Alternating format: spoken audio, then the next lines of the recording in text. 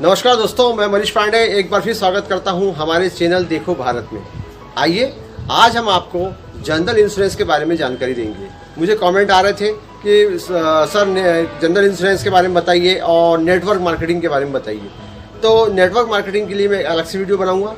आज मैं आपको भारत देश में और विश्व के जितने भी देश हैं उसमें सबसे ज़्यादा जो चलने वाला इंश्योरेंस है वो जनरल इंश्योरेंस ही है, जो आज हम मोटर गाड़ी वगैरह इसमें देखते हैं। आइए मैं इसको आपको परिभाषित करके समझाता हूँ। जनरल इंश्योरेंस सामान्यतः अगर भाषा में कहा जाए तो जीवन बीमा को छोड़कर बाकी जितने भी इंश्योरेंस होते हैं दुनिया में वो जनरल इंश्योरेंस कहलाते हैं, जिसे सामान्य बीमा भी कहा जाता है। भारत में सामान्य बीमा की शुरुआत 17वीं शताब्दी में हुई थी, जब पश्चिम देशों में औद्योगिक विकास के दौरान इसकी ज़रूरत आन पड़ी थी और इसे 1850 में ब्रिटिश राज्य के दौरान इस अवधारणा भारत में आई। 1907 में इंडियन मर्केंटाइल इंश्योरेंस की स्थापना कलकत्ता में हुई थी। उसके बाद हमारे देश में लगातार अलग अलग कंपनियां बीमा करने लगी, सामान्य बीमा में आने लगी और सामान्य सुरक्षा लोगों को प्रदान करने लगी। इसके बाद 1972 में सामान्य बीमा का कारोबार राष्ट्रीयकरण अधिनियम के पारित होने के बाद इसे राष्ट्रीयकरण किया गया और राष्ट्रीयकरण करने में इन्होंने भारत देश के 107 बीमा जो कंपनियां चल रही थी उन्हें एक ही में 4 कंपनियों में समाहित कर दिया गया। अब 4 कंपनियों में समाहित किया गया वो कंपनियां थी oriental insurance, new India insurance, national insurance और यूनाइटेड इंश्योरेंस। ये 4 कंपनियां सामान्य बीमा आज भी करती हैं। इसके बारे में मैं आपको धीरे धीरे समझाता हूं कि सामान्य बीमा किस प्रकार होता है और किस किस क्षेत्र में इसे किया जाता है। जीवन बीमा को छोड़कर अन्य सभी जो इंश्योरेंस होते हैं वो जनरल इंश्योरेंस कहलाते हैं, यानी कि व्यक्ति के जो लाइफ के ऊपर जो बीमा लेते हैं वो जीवन बीमा कहलाता है। और जो व्यक्ति की संपत्ति होती है, जैसे गाय, भैंसी, खेत, घर, गाड़ियाँ, जो संपत्तियाँ होती हैं उनका बीमा करना सामान्य बीमे के तहत होता है। जनरल इंश्योरेंस में आगजनी, चोरी या संपत्ति का बीमा होता है। व्यक्ति का बीमा भी होता है, जैसे दुर्घटना एवं स्वास्थ्य बीमा, जिसके बारे में मैं आपको बता रहा हूँ। गैर बीमा कंपनियों के पास ऐसे उत्पाद हैं जो आगजनी संबंधित आपदाओं में, बाढ़, तूफान, सैलाब और भूकंप आदि में इस तरह की आपदाओं में क्षति होने के कारण उनकी जो संपत्ति होती है व्यक्तियों की, उसकी वो पूर्ति करते हैं। इसके तहत ऐसी पॉलिसियां हैं जो जलपोत, जैसे मरीन कार्गो नाम की एक पॉलिसी है, जिसमें समुद्र, सड़क, वायु में ढोए जा रहे सामान जो मनुष्यों की संपत्ति होती है उसका बीमा होता है, जिसके कारण डूबने या चोरी हो जाने पर उसकी पूर्ति की जा सकती है। ऐसी मोटर वाहन, टूट-फूट और चोरी आदि के लिए जो बीमा किया जाता है, इंश्योरेंस का जो बड़ा कारोबार आज भारत देश में नहीं विश्व में भी है, जो आज भारत के जो नियम के तहत जो भी हम गाड़ी या वाहन लेते हैं उसका बीमा करना कंपलसरी कर दिया गया है। अभी एक नया नियम भी उन्होंने लागू किया है कि जब भी आप कोई नया मोटर गाड़ी या कोई मोटरसाइकिल खरीदते हैं तो उसे जैसे ही आप निकालते हैं शोरूम से, आपको 5 वर्ष का बीमा करना अनिवार्य कर दिया गया है। और कार और मोटर गाड़ियों का 3 वर्ष का नए गाड़ी का बीमा अनिवार्य कर दिया गया है। जनरल इंश्योरेंस में कई प्रकार के बीमे किए जाते हैं, जैसे स्वास्थ्य बीमा, मेडिकल बीमा, लाइफ कवर, रेसिडेंस का कवर, मोटर वाहन बीमा, इंडस्ट्री बीमा, ट्रेवल्स बीमा और कमर्शियल इंडस्ट्रीज के बीमे, ये आदि सभी जनरल इंश्योरेंस के तहत किए जाते हैं। 1 जनवरी 1973 के बाद से जब इसका राष्ट्रीयकरण हुआ तो ये 4 कंपनियां उसमें भारत देश में आई, जिसमें न्यू इंडिया और ये ओरिएंटल वगैरह, यूनाइटेड इंश्योरेंस, नेशनल इंश्योरेंस वगैरह चल रही हैं। भारत में सामान्य बीमा मानव और उसके द्वारा अर्जित संपत्तियों की सुरक्षा हेतु किया जाता है। भारत में चलने वाली सभी गाड़ियों का बीमा इसी तहत अनिवार्य कर दिया गया है। और जो अब आप ये देखेंगे कि जैसे आप किसी संपत्ति का बीमा कराते हैं या किसी गाय, भैंसी या आपने कोई कमर्शियल आपकी कोई इंडस्ट्रीज़ है या कोई फैक्ट्री है या कोई दुकान है जिसमें बहुत सारा माल भरा होता है या गोडाउन है, इन सब के बीमे आजकल सामान्य बीमे के तहत किए जाते हैं।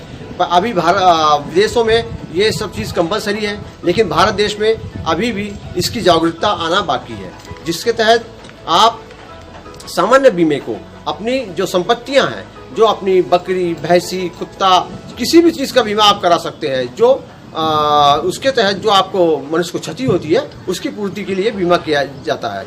इसमें सबसे मेन आता है स्वास्थ्य बीमा। स्वास्थ्य बीमा के अंतर्गत अगर आप अस्पताल में भर्ती होते हैं या आपके स्वास्थ्य में कोई गड़बड़ी आती है या छोटा से छोटा कोई आपको अस्पताल में ट्रीटमेंट के लिए आईसीयू वगैरह में भर्ती किया जाता है, तो इसकी जो संपूर्ण राशि होती है और इसकी जो डेली बेसिस पे जो आपको पैसा खर्चा करना पड़ता है उसकी उस पूर्ति के लिए ये सामान्य बीमा का किया जाता है। दूसरा मेडिकल इंश्योरेंस। मेडिकल इंश्योरेंस भी वही है, जैसे कि आपकी मान लीजिए एक्सीडेंट में कोई उंगली कट जाती है या आपको कोई दवाई की आवश्यकता पड़ती है या कोई आपको बीमारी है जिसका इलाज कराने के लिए आपको ऑपरेशन या किसी बड़े ट्रीटमेंट की आवश्यकता पड़ती है, उसकी पूर्ति के लिए भी आप जनधन इंश्योरेंस ले सकते हैं। स्वास्थ्य बीमा के बाद जो बीमा इसमें बीमा आता है लाइफ कवर। लाइफ कवर के लिए भी इसमें इंश्योरेंस किया जाता है। जैसे कि मान लीजिए आपकी कोई आप कहीं ट्रैवल कर रहे हैं या आप कोई हवाई जहाज में सफ़र कर रहे हैं या आप कोई रिक्स का काम करते हैं, तो आप अपना लाइफ कवर का बीमा भी करा सकते हैं, जिसमें इसके तहत अधिकतर जो है जनधन इंश्योरेंस जो होते हैं ये इंश्योरेंस वार्षिक करार पर आधारित होते हैं। जैसे कि आप जब पॉलिसी की प्रीमियम भरते हैं तो 1 वर्ष तक के आपकी रिस्क कवर रहती है, उसके बाद जब आप दूसरे वर्ष किस्त भरते हैं तो दूसरे वर्ष तक आगे तक की रिस्क कवर रहती है। इसी प्रकार लेकिन आप जब कुछ उत्पाद और बीमा जो लंबी अवधि के लिए भी होते हैं, जो 5 साल के लिए एक साथ भी लिए जा सकते हैं, मोटर गाड़ी वगैरह के, यह बात इस पर निर्भर करता है कि आप समय पर सामान्य बीमा लेते वक्त बीमे के नियम एवं शर्तें पूरी तरह अच्छी तरह पढ़ें और अच्छी तरह पढ़ने के बाद ही इसे लें। नहीं तो अगर मान लीजिए अगर आपकी संपत्ति मान लीजिए उसके बाद जो बीमा आता है वो रेसिडेंशियल बीमा होता है। रेसिडेंशियल बीमा जैसे आपका घर का, आपकी फैक्ट्री का, आप जहाँ खेत में रहते हैं वहाँ का वो बीमा किया जाता है। उसके अंतर्गत अगर आपने संपत्ति की कीमत मान लीजिए 10 लाख रुपए लिखा दी और जब आपके साथ आगजनी हुई या कोई घटना हुई या भूकंप आया या किसी प्रकार की कोई कैजुअल्टी होती है और तब आप बोलते हैं कि मेरा जो संपत्ति थी वो 20 लाख की थी, तब आपको कर नहीं देने के कारण आपका जो है क्लेम कम हो जाता है और 50% और 25% भी आपको मिल सकता है। इसलिए पहले आप नियम पढ़ें और क्लेम के वक्त जो परेशानियां होती हैं वो ना हो, इसलिए आप सही संपत्ति की कीमत बताएं और सही बीमा कराएं। रेसिडेंशियल बीमा इस प्रकार होता है। फिर नंबर आता है मोटर व्हीकल्स का, जो आजकल मोटर बीमे के अंतर्गत, मोटर इंश्योरेंस के अंतर्गत जैसे कि आप 4 चक्का, 6 चक्का, 10 चक्का और 2 चक्के की बाइक से लेकर 3 चक्का, कार, अन्य सभी जो बीमे होते हैं मोटर इंश्योरेंस के अंतर्गत आते हैं। मोटर इंश्योरेंस के अंतर्गत भी 3 प्रकार के दो प्रकार के बीमे होते हैं। फर्स्ट क्लास इंश्योरेंस जो होता है वो आप जब नई गाड़ी होती है तो आप सभी का फर्स्ट क्लास इंश्योरेंस आप कराते हैं, जो आप मोटरसाइकिल वगैरह और कार में 3 साल और मोटरसाइकिल में 5 साल कर दिया गया है। इसके तहत अगर आप थर्ड पार्टी का बीमा कराते हैं तो जो गाड़ी फर्स्ट पार्टी के बीमे में पहले तो आपको बताना चाहूँगा कि फर्स्ट पार्टी के बीमे में आपकी रिस्क कवर होती है, आपकी गाड़ी की टूट की रिस्क कवर होती है और जो सामने अगर आपकी कोई एक्सीडेंट में मृत्यु हो जाती है या कोई कैजुअल्टी हो जाती है उस व्यक्ति का भी उसके साथ में बीमा होता है। अगर आपकी किसी प्रकार की कोई गाड़ी में टूट फूट होती है वो भी आप फर्स्ट क्लास के बीमे में वापस ले सकते हैं। मोटर गाड़ी व्हीकल में दो प्रकार के बीमे होते हैं, एक फर्स्ट पार्टी, एक थर्ड पार्टी। लेकिन जो फर्स्ट पार्टी का बीमा होता है इसमें आपकी गाड़ी की पूरी रिस्क कवर होती है और आपके चोरी हो जाने पे, आगजनी हो जाने पे, गुम जाने पर आपको 90% तक के पैसा आपको या 99% तक के पैसा आप इसमें ले सकते हैं। लेकिन इसमें थर्ड पार्टी बीमा भी होता है। अब थर्ड पार्टी बीमे में ये होता है कि अगर आप थर्ड पार्टी बीमा जो आप सभी लोग अधिकतर कराते हैं, क्योंकि अगर 5 साल फर्स्ट क्लास बीमा अगर करवा लिया गया तो इसके बाद जब भी वो पॉलिसी कराता है 5-6 साल बाद गाड़ियों की, तो सबसे ज़्यादा प्रचलित बीमा है थर्ड पार्टी का बीमा। थर्ड पार्टी के बीमे में आपकी रिस्क कवर नहीं होती है और गाड़ी की भी रिस्क कवर नहीं होती है।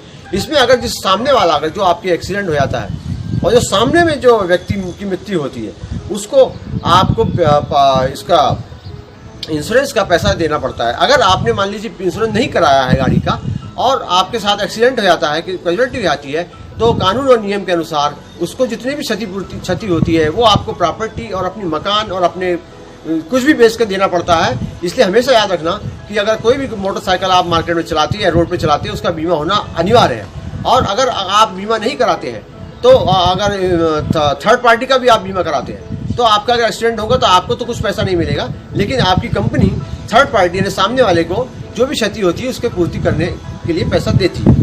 इन सभी कंपनियों द्वारा दुर्घटना और व्यक्ति का समूह का भी बीमा एक साथ किया जा सकता है। इसके तहत कई संगठन कर्मचारी समूह या क्रेडिट कार्ड धारी या किसी बैंक के कर्मचारी वगैरह एक साथ भी बीमा ले सकते हैं। इसको ग्रुप इंश्योरेंस का रूप भी दिया जाता है। जनरल इंश्योरेंस के कवर के लिए एक साथ लेने के प्रस्ताव है। इसके तहत मकान मालिक, व्यापारी, डॉक्टर, इंजीनियर के लिए भी पैकेज पॉलिसी उपलब्ध है। जो और इसके अंदर जो ट्रैवल इंश्योरेंस होता है कि मान लीजिए आप इंडिया से अमेरिका जा रहे हैं, जब आप बॉम्बे से वहाँ बैठते हैं तो उसके सफ़र के लिए मान लीजिए आपको 7 घंटे लगते हैं। उस 7 घंटे के लिए आप कुछ कम पैसे देके, छोटी राशि देके एक बड़े से बड़ी रिस्क कवर करा सकते हैं, जो आपका ट्रैवल के अंतर्गत होगा। जितने दिन आप ट्रैवल कर रहे हैं, आप अगर बीमार पड़ जाते हैं या आपको कोई एक्सीडेंट में कुछ क्षति हो जाती है या आपका कोई सामान गुम जाता है, इसके तहत ये बीमा किया जाता है। इसमें आपको 20 रुपये में 1 लाख की रिस्क कवर भी हो सकती है। मान लीजिए आप चेन्नई से बॉम्बे जा रहे हैं और चेन्नई से बॉम्बे जाते वक्त आपने जो वो रखा है, क्या बोलते हैं, ट्रैवल का पीरियड रखा है, उस ट्रैवल पीरियड में आपका पॉलिसी होती है। उस पॉलिसी के तहत भी आपको काफ़ी सुविधा प्राप्त होती है। इन सामान्य बीमा जो पॉलिसी है, ग्रुप इंश्योरेंस वगैरह, senior citizen insurance, domestic, student travel और कॉर्पोरेट ट्रैवल वगैरह के बीमे किए जाते हैं। इसमें इंपोर्ट एक्सपोर्ट के सामान की भी रिस्क कवर होती है, जिसकी क्षति से आप अपनी वस्तु और अपनी वस्तुओं को कवर दे सकते हैं। आप मान लीजिए आप किसी सफ़र में हैं और आपकी वस्तु भी आपके साथ में है, या आप कोई इंपोर्ट एक्सपोर्ट का बिजनेस करते हैं और आपका लाखों करोड़ों का सामान समुद्री रास्ते से या हवाई जहाज के रास्ते से जाता है, जिसका ट्रैवल बीमा भी होता है। और सामान्य बीमा के तहत इन सभी सामानों का बीमा किया जाता है, जिसके तहत अगर आपके साथ में अगर कोई ऐसी दुर्घटना हो जाती है या कोई समुद्री मार्ग में या हवाई जहाज में या किसी तरह से आपके सामान की कोई क्षति होती है, तो उसकी पूर्ति के लिए सामान्य बीमा कंपनियां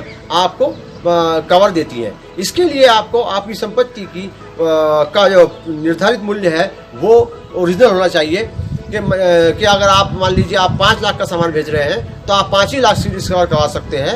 अगर आपने सामान ज़्यादा भेजा है और रिस्क कम कराई है तो भी आपके साथ धोखा हो सकता है। इसलिए पहले नियम एवं शर्तें पढ़ें और तभी सामान्य बीमा करवाएं। सामान्य बीमा आज अब विदेशों में कंपलसरी रूप में होने लग गया है और लोग काफ़ी समझदारी से इस बीमे को करा रहे हैं, जिससे उनकी जो क्षतियाँ हैं वो पूरी हो जाती हैं और उनके जो मानसिक तनाव, अगर आपके जो संपत्ति गुमने या जलने या किसी प्रकार की दुर्घटना होने पर वो एक रिस्क कवर करता है, जिसके तहत आप अपनी क्षति जो होती है उसको पूर्ति की जा सकती है और अपने घाटे से बचा जा सकता है। और उसमें पूर्व में रिस्क कवर कर लेने से और दुकान में या किसी जगह तरह से आगजनी में जो आपको या मानव की संपत्तियों को जो नुकसान होता है, उनके लिए सामान्य बीमा किया जाता है। जीवन बीमा जो होता है, लाइफ इंश्योरेंस, उसमें आप पैसे भी जमा करके रिस्क कवर कराते हैं। जो मनुष्य का और जो लाइफ इंश्योरेंस होता है वो सब वो एक अलग चीज़ है और ये सामान्य बीमा है, ये एक अलग चीज़ है और ये बहुत कंपलसरी है और जो आपकी संपत्तियों की रक्षा और आपकी सुरक्षा के लिए काम आता है। कृपया मेरे चैनल को सब्सक्राइब करिए, लाइक करिए और अधिक से अधिक लोगों तक इसे पहुंचाइए। जय हिंद, जय भारत।